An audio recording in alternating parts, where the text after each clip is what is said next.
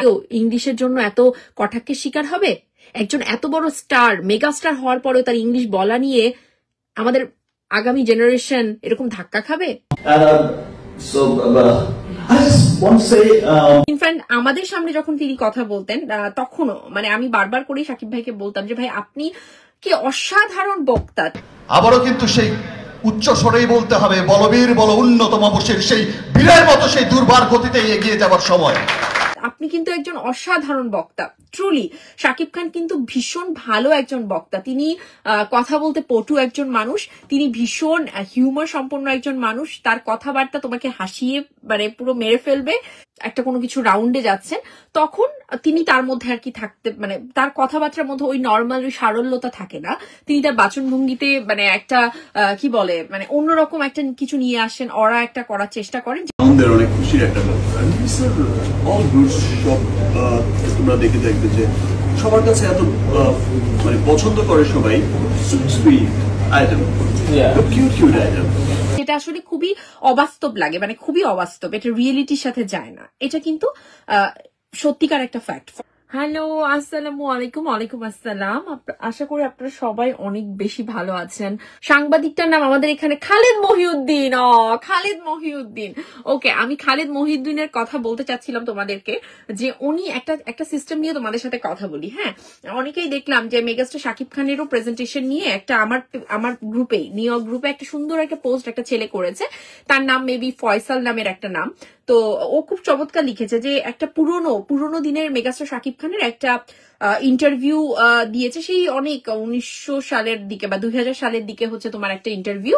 তো আমি কখনো ভাবিনি যে আমি সিনেমার নায়ক।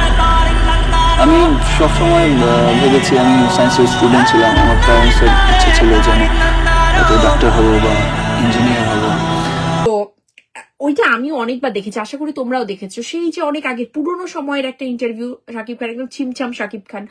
তো ওই ইন্টারভিউটা আমি এখনো অনেক সময় দেখতাম এবং তার বর্তমান সময়ের ইন্টারভিউ গুলো দেখতাম। তো ওই ফয়সাল না খুব চমৎকার ভাবে লিখেছে ওখানটাতে যে শাকিব ভাই আপনি আগের আপনার ইন্টারভিউটা না আমরা অনেকবার এখনো দেখি যে কত সাবলীল, কত মানে নর্মাল একটা বাচন ভঙ্গি, কত স্মার্টনেসের সাথে আপনি ইন্টারভিউটা দিয়েছিলেন সেই প্রথম দিকের ইন্টারভিউটা। বাট এখন এসে যখন আপনার ইন্টারভিউ গুলো দেখি, এটা কিন্তু আমার কথা না, ওই ফয়সাল, আপনি এখন আমার গ্রুপে গেলে পোস্টটা পাবেন ফয়সালের।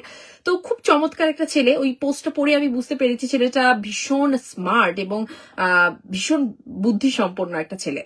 তো যেটা এখন তিনি আসলে বিভিন্ন টক শো বলো বা স্টেজ পারফরমেন্স কিন্তু ডিফারেন্ট। তোমরা একটা জিনিস খেয়াল করবা, শাকিব খান যখন স্টেজ পারফরমেন্স করে সেটা ধরো মানে মিডল ইস্টের কোনো একটা দেশে গিয়ে করে বা যে কোনো কোথাও যখন করে, ইনফ্যাক্ট আমাদের সামনে যখন তিনি কথা বলতেন তখনও মানে আমি বারবার করেই সাকিব ভাইকে বলতাম যে ভাই আপনি কি অসাধারণ বক্তা, আপনি কিন্তু একজন অসাধারণ বক্তা। চলচ্চিত্রের উন্নয়নের জন্য যে কোনো পদক্ষেপ নিতে আমি প্রস্তুত, বিকজ আমার জন্ম হয়েছে চলচ্চিত্র। ট্রুলি শাকিব খান কিন্তু ভীষণ ভালো একজন বক্তা। তিনি কথা বলতে পটু একজন মানুষ, তিনি ভীষণ হিউমার সম্পন্ন একজন মানুষ। তার কথাবার্তা তোমাকে হাসিয়ে মানে পুরো মেরে ফেলবে। হ্যাঁ, তিনি খুব ভালো হিউমার বোঝেন যে কোথায় কোনটা দিতে হয়। তো এটা আমি সবসময় বলতাম। বাট ফ্যাক্ট হচ্ছে গিয়ে তিনি যখন কোনো ইন্টারভিউ দিতে যান, এটা হচ্ছে ফ্যাক্ট যে ইন্টারভিউ যখন দিতে যান বা যখন কোনো মুভির তিনি কোনো একটা মানে মুভির কোনো একটা অনুষ্ঠানে কোনো একটা যাচ্ছেন, কি বলে এটাকে তোমার মানে মুভির একটা গালা কোনো প্রোগ্রামে যাচ্ছে, তখন গিয়ে ফার্স্ট তোমার হচ্ছে গিয়ে একটা কোনো কিছু রাউন্ডে যাচ্ছেন, তখন তিনি তার মধ্যে আর কি থাকতে মানে তার কথাবার্তার মধ্যে ওই নর্মাল ওই সারল্যতা থাকে না।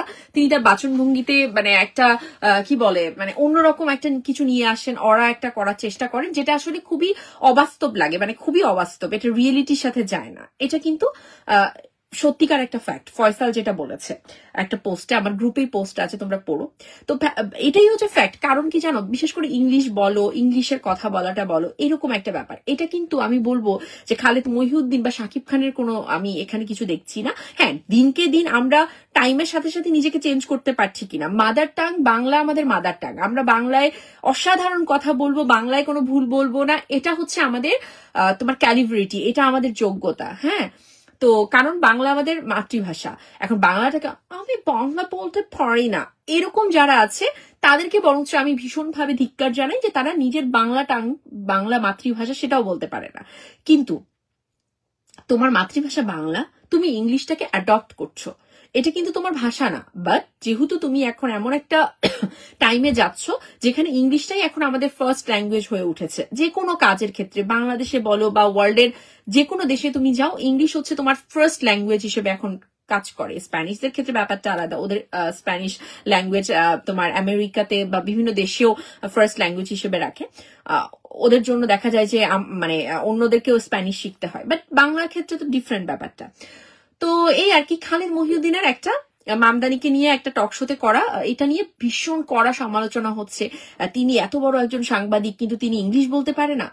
একটা জিনিস খেয়াল করো, তিনি কিন্তু দেশের সর্বোচ্চ বিদ্যাপীঠ ঢাকা ইউনিভার্সিটি একজন মানে স্টুডেন্ট, তিনি ওখান থেকে অনার্স মাস্টার্স করেছেন, তিনি বিসিএস দিয়ে ক্যাডার পদে নির্বাচিত হয়েছেন, মানে পড়াশোনা ক্যাডার পদে তিনি নির্বাচিত হয়েছেন। তো তিনি ম্যাজিস্ট্রেসি করেছেন, তারপর তিনি এসেছেন সাংবাদিকতায়। তার মানে তোমরা বা আমরা কিন্তু তার পড়াশুনোর একাডেমিক জ্ঞান নিয়ে কোনো কথা বলার সাহস রাখি না। একজন খালিদ মহিউদ্দিন হতেও কিন্তু ওই ব্যাপার ওই পড়াশোনার যোগ্যতা থাকা লাগে, ওই হিউমার থাকা লাগে, ওই ইন্টেলিজেন্সি থাকতে হয়, সবকিছু থাকতে হয় একজন খালিদ মহিউদ্দিন হতে হলে। ওকে, কিন্তু আমরা কথা বলছি তার ইংলিশ নিয়ে, যে তুমি মানে কয়েকটা স্বাভাবিক কথা বলতে গিয়েও তোমার দাঁত ভেঙে যাচ্ছে। হ্যাঁ, মানে আমেরিকার মতো একটা দেশে থেকে, বা এর আগে তিনি তোমার ইয়েতে থেকে এসছেন, জার্মানিতে হয়তো থেকে এসছেন, রাইট? কেন? এটা কিন্তু শুধুমাত্র একজন খালিদ মহিউদ্দিনের দোষ না, বা একজন শুধুমাত্র শাকিব খানের ফল্ট আমি দেখি না। এটা সিস্টেমের প্রবলেম। আমরা শুধুমাত্র ইংলিশটা পাঠ্য বইয়ের পড়া হিসেবেই দেখে এসছি, বা এখনো যারা পড়াশোনা করছে তারাও দেখে এসছে। ক্লাস 1 থেকে আমরা ইংলিশ ঠিকই পড়ি, আমাদের পাঠ্য বইয়ে থাকে, আমরা পড়ি। 12 পর্যন্ত আমরা পড়ি। ইনফ্যাক্ট অনার্সে গিয়েও আমাদের পরীক্ষাগুলো কিন্তু ইংলিশেই থাকে, আমাদের ইংলিশেই কিন্তু লিখতে হয় কি না? তাহলে কোথায় গিয়ে আমরা পিছিয়ে আছি? আমরা কেন ইংলিশ বলতে পারি না? আমরা কেন সহজভাবে ইংলিশটা বলতে পারি না? একটা স্বাভাবিক কনভারসেশন 5 মিনিটের, তুমি তোমার ব্যাপারেই বলো, লাইক তুমি তোমার সম্পর্কে ইংলিশে 5টা লাইন বলো, তারপরে তুমি আটকে যাবে কেন? কারণ আমরা ইউজড টু না। তুমি জানো এই দেশে তুমি একটা একদম ছোট্ট বাচ্চা, মানে আমাদের ধরো বাঙালির বাই বর্ন এখানে জন্মায়নি, ক্লাস 2-3 বাচ্চাগুলোকে এখানে নিয়ে এসছে। এখানে যখন তাদেরকে এখানকার স্কুলে দেয় তখন কি হয় জানো? তারা প্রথম দিকে একটু ধাক্কা খায়, কিন্তু তারা শিখে যায়। 3-4 ওঠা মাত্র, মানে এখানকার তোমার 2-3 গ্রেডে যাওয়া মাত্র তারা অনবরত ইংলিশে কথা বলতে পারে। কেন জানো? কারণ তাদেরকে ইউজ টু করা হয়। তারা কথা বলতে বলতে, যে গান গাইতে গাইতে গায়েন, ওই কথা বলতে বলতে তারা পারদর্শী হয়ে পড়ে। তাদের ভুলের কেউ বিচার করে না, জানো? এখানকার টিচারদের সামনে কোনো একটা বাচ্চা ভুল ইংলিশ বলছে, একদম টোটালি একটা ভুল সেন্টেন্স, শুধুমাত্র কয়েকটা ওয়ার্ড দিয়ে বোঝাচ্ছে সে কি তার মনের ভাষা পুরো মানে কি বলতে চায়, তাকে কেউ থামায় না, তাকে কেউ হাসি ঠাট্টা করে মানে এ মা দেখো কি ভুল বলেছে, কেউ মানে তার দিকে চোখ দৃষ্টিপাত করে রাখে না যে এই যে ভুল বলেছ আমি ধরে ফেলেছি। নো, তাদেরকে ওই জায়গাটা দেয় যে তুমি বলো, তুমি বলতে বলতেই শিখবে, ওই ভয়টা কাটিয়ে দেয় প্রথম থেকেই, একদম প্রথম থেকে। বাট আমাদের, তোমরা বলো আমাদের সিস্টেমে এরকম হয়? তোমাদের বাচ্চারা যারা এখন স্কুলে পড়ছে বা আমরা যারা পড়ে এসছি, না, আমরা শুধুমাত্র পাঠ্য বইয়ের ইংলিশটা মুখস্থ করি, ভার্ব, অ্যাডজেক্টিভ, এই ওই কনজাংশন এগুলো আমরা পড়ি, ঠিক আছে, ব্যাস আমাদের ওই পাঠ্য বইয়ের মধ্যে এটা থেকে যায়, আর কোনো কিছুতে আমরা এটা কাজে লাগাই না। আমরা লিখতে গেলে অনেক পারদর্শী, আমরা লিখে একদম পুরো মানে অনার্স মাস্টার্স কমপ্লিট করে ফেলি, কিন্তু বলার ক্ষেত্রে আমরা 5টা লাইনও বলতে পারি না। এটা আমাদের সিস্টেমের প্রবলেম। কেন ইংলিশ মিডিয়াম থাকতে হবে? এই যে পাশের দেশ ইন্ডিয়া, সেখানে জানো তোমরা যে ওদের মাতৃভাষা মানে তোমার হচ্ছে বাংলা, কোনো জায়গায় বাংলা আছে, তারপর বাকিটা হচ্ছে হিন্দি আছে, কিন্তু তাদের ফার্স্ট ল্যাঙ্গুয়েজ ইংলিশ। তাদের ওখানে হ্যাঁ ইংলিশ মিডিয়াম আছে, কিন্তু যে বাচ্চাগুলো নর্মাল স্কুলে পড়ে ইন্ডিয়াতে, নর্মাল স্কুলে পড়ে, ওখানকার বাচ্চারাও ইংলিশে গড়গড়িয়ে কথা বলতে পারে, বিকজ অফ দেয়ার সিস্টেম। ওই স্কুলে, নর্মাল স্কুলগুলোতেও ওই ইংলিশের পারদর্শিতা প্রথম থেকেই দিয়ে দেওয়া হয়। তুমি ভুল বলো, শুদ্ধ বলো, whatever, you should speak in English, that's it, I want my answer back in English, এরকমটা। এই যে আমি আমার কথাই বলি, আমার ক্ষেত্রে কি সিস্টেমের কি বারবারন্ত ছিল নাকি? ওই একই তো সিস্টেম ছিল। ইংলিশ মুখস্থ করে পড়ে এসছি, ইউনিভার্সিটিতে যা এসছে ওই মুখস্থ করে দিয়ে এসছি, এই তো। কেন জানো? কারণ আমাদের ভয় থাকতো। এই যে ক্লাসে আমি একটা ইংলিশ বলে ফেলবো, এই বুঝি আমাকে কেউ একটা হাসি ঠাট্টা করবে, আমার ভুল ধরার জন্য বসে আছে। এই আমি এটা বাইরে কাউকে বলছি, মা ওই তো জাজমেন্ট করার জন্য বসে আছে। এই ভয়ে বলা হয়ে ওঠে না। বাট যখন আমরা এখানে এলাম, হ্যাঁ, যখন এখানে, তখন তুমি এখানকার ব্রিটিশ কারোর সাথে কথা বলো, আমেরিকান কারোর সাথে কথা বলো, একদম যারা এখানকার, তারা তোমাকে অ্যাপ্রিসিয়েট করে বলবো, ওয়াও, হ্যাঁ সব বুঝতে পারছো, wow good, your English is too good. তোমাকে এত অ্যাপ্রিসিয়েট করবে যে তুমি ভুল বলতে বলতেই শুদ্ধটা শিখে যাবে, তুমি ইউজ টু হয়ে যাবে। তো ওয়েলকাম ব্যাপারটা তো আসলে আমাদের দেশে নেই, কালচারটাও নেই। আর মজার ব্যাপার হচ্ছে যারা ইংলিশ টিচার, হ্যাঁ, যারা তোমার স্কুলের বলো, কলেজের বলো, ইনফ্যাক্ট ইউনিভার্সিটির ইংলিশ টিচার, তারা ইংলিশে নিজেরাই কথা বলতে পারে না। ও শুধুমাত্র ও নিজেও ওই পড়াশোনা করেই শুধু ইংলিশটা শিখেছে, টিচার হয়ে গেছে, দ্যাটস ইট। ইংলিশ ডিপার্টমেন্টে অনার্স মাস্টার্স করে টিচার হয়ে গেছে। ও নিজেও তোমার অনবরত ইউজ টু ইংলিশে না। এখনো কয়েকটা সেন্টেন্স যদি উচ্চারণ করতে, মানে কয়েকটা ওয়ার্ডের যদি প্রনাউন্সিয়েশন করতে চায়, কানে লাগে যে এটা তো এরকম না।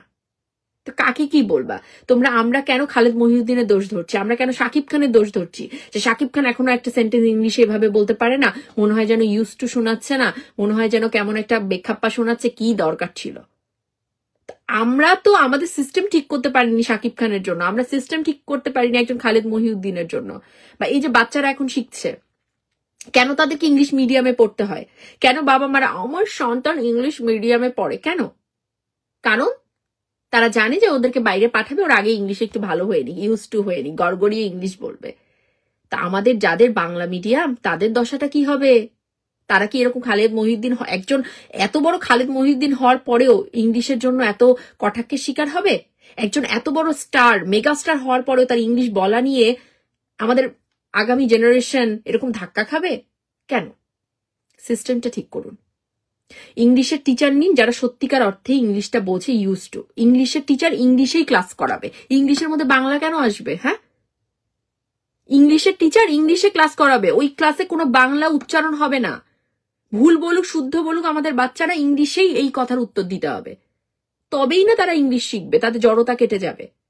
তাহলে তো আমার মনে হয় না ইংলিশ মিডিয়ামের আমাদের দরকার আছে। একদম প্রাথমিক পর্যায় থেকে শুরু করে মানে ক্লাস 10 পর্যন্ত, ইনফ্যাক্ট 12 পর্যন্ত ইংলিশের টিচারকে আগে ইংলিশে কথা বলতে বলেন, ইউজ টু করেন সেই টিচারটাকেই।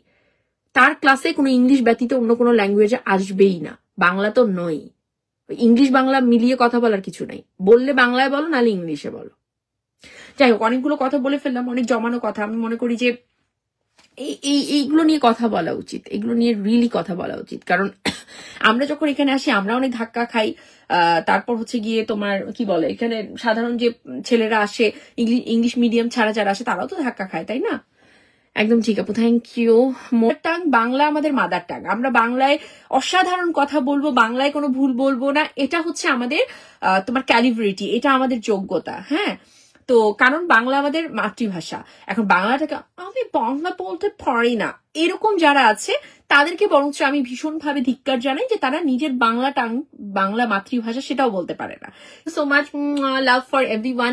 খুব খুব খুব ভালো থাকো তোমরা, অ্যান্ড টেক কেয়ার। অ্যান্ড আমার প্রত্যেকটা ভিডিও মজার মজার ভিডিও হলে প্রচুর হাহা রিয়াক্ট দিবা, ঠিক আছে? আর তোমরা আমার কথা বলার ভিডিওগুলো খুবই পছন্দ করো, সো ডেফিনেটলি আমি প্রতিদিনই ভিডিও দেওয়ার চেষ্টা করব। একটু লেজি হয়ে যাই তো, বাট দেওয়ার চেষ্টা করবো, ঠিক আছে? থ্যাংক ইউ সো মাচ, খুব ভালো থেকো তোমরা, আল্লাহ হাফিজ। So, I just want to say, চলচ্চিত্রের উন্নয়নের জন্য যে কোনো পদক্ষেপ নিতে আমি প্রস্তুত, বিকজ আমার জন্ম হয়েছে চলচ্চিত্র।